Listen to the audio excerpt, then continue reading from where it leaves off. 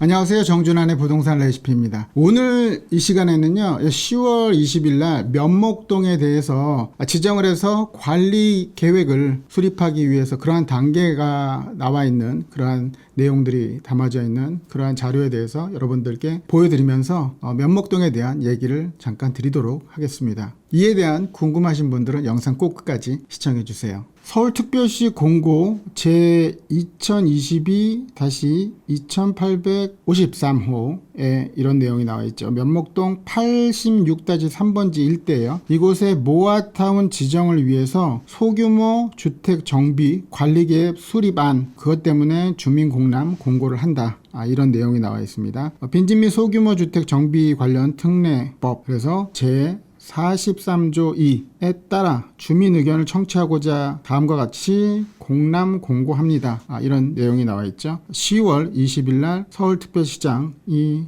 나온 그런 내용입니다. 공람 기간은 2020년부터 11월 2일까지 14일간 한다고 합니다. 공람 장소는 중량구청 주택과, 이에 대한 내용이 궁금하신 분은 아래에 있는 전화번호로 한번 전화해서 확인해 보시기 바라겠습니다. 자, 그리고 토지 이용 계획 안에 사업 시행 구역 내에 개별 사업 시행 인가시 결정, 이런 내용이 있네요. 1구역부터 7개 구역 이렇게 되어 있습니다. 구성비를 보면 100% 중에 64.65, 그러니까 100% 안에 나머지 64.65를 제외한 부분은 주택 부분이 아닌 그러한 곳이겠죠. 1구역은 14.32% 되네요. 그 다음에 2구역은 14.28, 3구역이 좀 작네요. 6.31% 정도 된다고 합니다. 구성비는. 4구역도 10%가 넘고요. 5구역은 7%대, 그 다음에 6구역은 8%대, 7구역은 6%대 정도의 비중을 차지하고 있네요. 다음 내용은 거점 이외의 소규모 주택 정비 사업에 대한 추진 계획입니다. 소규모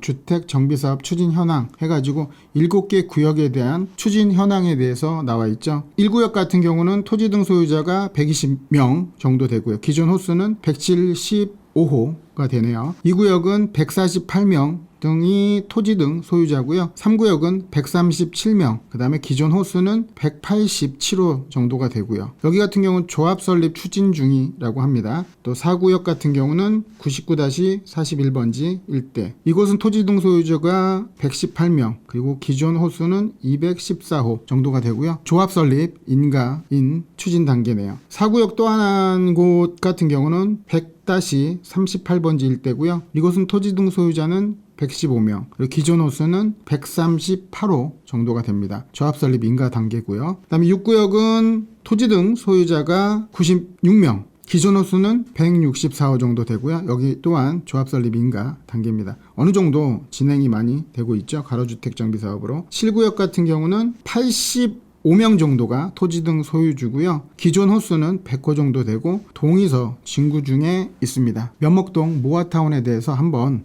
7개 구역을 확인해 보시기 바랍니다. 자, 이번에는 임대주택 공급 및 인수계획이에요. 임대주택 공급이 총 578호 정도 공급할 예정이라고 합니다. 1구역과 2구역, 3구역, 4구역, 5구역 이렇게 나눠져 있죠. 5개 구역의 전체 세대수는 1850세대 정도가 되고요. 이 중에 임대주택은 578호 정도의 세대수를 지정한다고 하죠. 이 중에 면목동 236-6번지는 한 32.24% 정도 차지하고 있고요. 그 다음에 나머지 2구역, 3구역, 4구역, 5구역에 대해서 30%대 정도, 그 다음에 5구역은 20%대 정도가 되네요. 사업시행 인가 전까지 임대주택 인수 예정자와 협상 예정이다. 이런 내용 있고요. 상기의 세대수, 임대주택 수 등 사업시행 인가, 준공인가 등 사업시행 과정에서 변동될 수 있다. 약간의 변동은 발생하겠죠. 그러니까 임대주택의 공급, 공공임대주택의 공급이 578호에서 예상하고 있는데 이게 좀 다소 변경될 수 있다. 자, 이번에는 모아타운 1차죠. 면목동은 시범 대상지 노후도에 대해서 한번 확인해 보도록 할게요. 이곳 같은 경우는 지금 보시면 알겠지만 섹터가 이렇게 지정이 돼 있죠. 이렇게 지정이 돼 있는데 이곳 역시도 노후화가 많이 돼 있네요. 아래쪽도 그렇고 오른쪽 같은 경우 변경 이렇게 칠해져 있는 파란색 같은 경우는 5년 정도 밖에 노후도가 안 된 그러한 신축 빌라고요. 이쪽도 노후도가 많이 돼 있고 그러한 상황입니다. 자, 그러면 이 구체적으로 나눠져 있는 이곳의 구역을 한번 볼게요. 아까 7개 구역인데요. 이곳이 1구역, 이곳 자체가 2구역, 이곳이 3구역 정도 되고요. 이쪽 섹터가 4구역, 그 다음에 이쪽 섹터가 5구역, 이쪽이 6구역이고요. 이쪽이 7구역이라고 보시면 됩니다. 그래서 이렇게 라인을 지정을 해서 86-3 번지 일대가 이렇게 지정이 되어 있죠. 앞서 얘기했던 것처럼 면목동 뉴타운 1차 시범 대상지 라고 보시면 되겠습니다. 이번에는 종합계획안이에요. 다 서울시 자료죠. 모아주택 집단적 추진지역 사업 가능 구역 7개소의 가로주택 정비사업을 진행했던 거죠. 모아주택 사업 시행을 통해 늘어나는 세대수 및 교통량을 고려한 기반시설에 대해서 나와 있네요. 주로 일부 구간을 확대하겠다. 기존에는 6m에서 8m인 도로를 10m 폭으로 확대하겠다는 거고요. 보행로 추가로 확보하겠다. 그래서 보시면 이쪽이 1구역, 2구역, 3구역, 그 다음에 여기 4구역, 5구역 이런 식으로 되어 있고 6구역, 아까 얘기했던 7구역 이런 형태로 서울시에서 구획을 정리했죠. 지역 내 주차 부족을 해결하기 위해서 거점 지역에 주차를 설치를 구성하고 있죠. 기존의 어린이 공원 부지를 활용해서 주차난을 해결하겠다. 모아주택 추진 시 위치 변경을 전제로 공원 및 지하 주차장 복합화하겠다. 이런 내용도 써 있고요. 주요 가로의 보전 및 커뮤니티 가로 활성화 유도하겠다. 이런 내용도 써 있고요. 동원시장, 이쪽에 이제 동원시장이 있는데요. 동원시장 상권과 연계한 커뮤니티가 형성이 된다. 이런 내용도 써 있습니다. 자, 이번에는 제가 관심 있게 보는 건데요. 이 위치도 안에 이렇게 구역이 지정되어 있는데 이곳에 검토 범위라고 검정색으로 칠해져 있어요. 그래서 향후에 검토를 할 때 이렇게 큰 지역 범위 내까지 검토를 한다라고 써 있기 때문에 아무래도 이쪽 지역도 모아타운으로 지정이 된다면 가격이 많이 상승할 수 있는 그러한 부분도 있죠. 그래서 우리가 이제 투자를 한다면 안정적인 투자라면 이쪽에 83-6 번지 일대를 투자하면 괜찮을 것 같고요. 또 나머지 이 섹터를 검토하고 있다고 하니까 이곳이 1차 시범지 안에 또 포함이 된다고 한다면 이쪽 역시도 현재는 저렴하지만 가격이 많이 상승할 수 있다고 생각됩니다.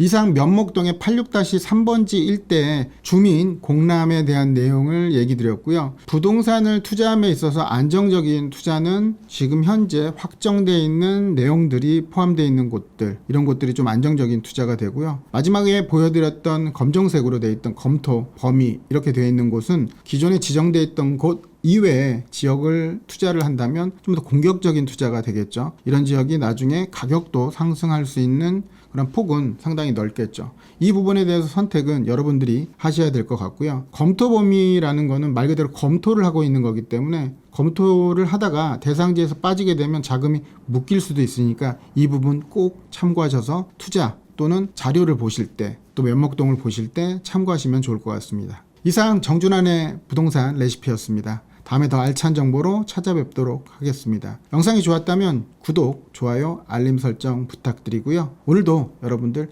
가슴 뛰는 삶 되세요.